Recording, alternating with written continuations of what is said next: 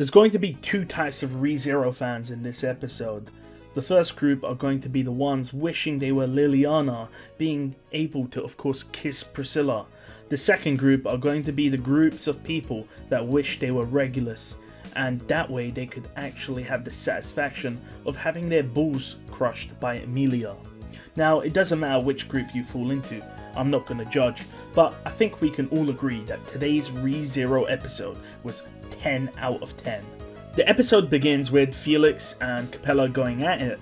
Now, what's really interesting about this is there was a conversation with Capella offering to change Felix's body to, have a vagina rather than a dick. But that was, of course, cut out because that's quite interesting as a topic of discussion. Regardless, we see Anastasia using some actual moves. She can sort of fire light beams from her fingers.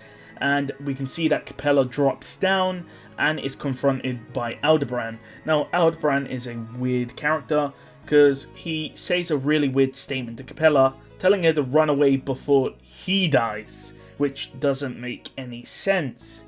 So, of course, that's foreshadowing when it comes to Aldebaran as a character, and if you're anime only, that should of course trigger some sort of red flags, considering Aldebaran has been doing some really weird stuff in the past few episodes.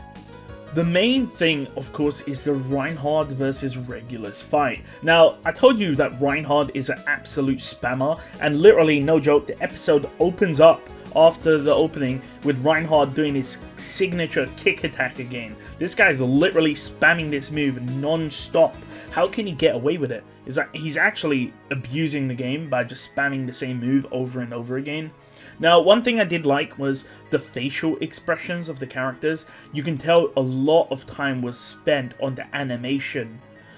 We also saw Emilia's attacks, and this sort of shows you that Emilia is not a weak character. She can make this giant glacier iceberg and just drop it on Regulus with absolute ease. Like, Emilia is a strong character, and people often forget that because she gets two-shot by overpowered characters every other episode. We then have the ice skating sequence, which was actually one of my favourite sequences in the actual light novel, but it's kind of weird in the anime. Of course, they couldn't make this section too long, but Emilia and Subaru are ice skating away from Regulus, and essentially what happens is Emilia then delivers a 3-piece combo on Regulus and also attacks his balls in the same combo. So I thought that was quite interesting, but I know some of you will think, what's this about? But this is because Subaru is trying to systematically work out what Regulus's authority is, which again shows that Subaru is quite intelligent. He's got all these different plans, Plan I, Plan V, Plan J, so Subaru, within a matter of, I guess, a few minutes with Reinhard and Emilia, has come up with so many different plans, explained the plans, and Reinhard and Emilia are enacting these plans. So Subaru is actually very intelligent when it comes to battle, and again, that I think many people forget that. We then get to, I guess, the bit that most people are probably going to be excited about is, of course, Liliana with Priscilla. We see how quick Liliana is affected by Sirius's authority, and Priscilla's not really affected.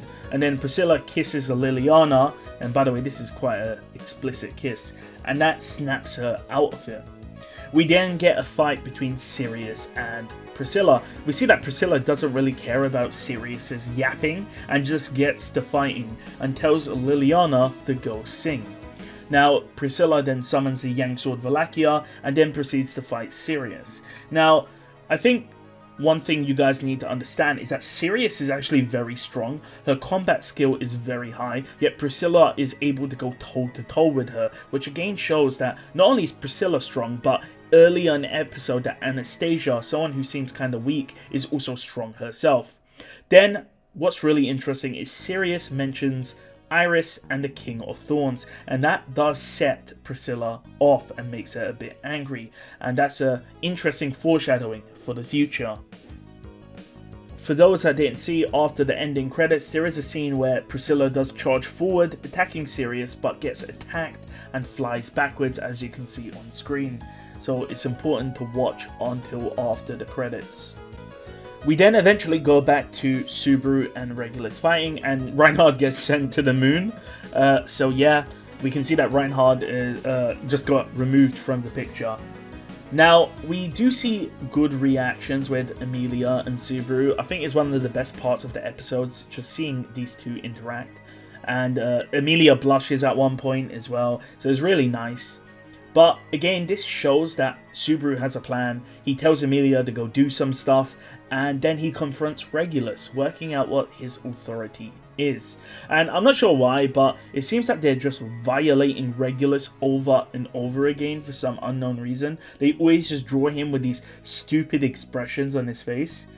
Tape in the Twitter posts he was making when the episode was airing was showing that Subaru and Regulus have quite possibly the worst compatibility, and the reason for this is because apparently Regulus's sort of personality is that he will always listen to people when they talk, and the reason for that is because he doesn't want to sort of let them run away with their lives by killing them instantly. He wants to hear what they say and then refute them afterwards, and then kill them. So he's not going to kill them randomly when they're speaking. And the reason why this is a bad matchup for Regulus is because Subaru will just keep yapping away to buy time, and Regulus will just listen because he wants to get like the last word in.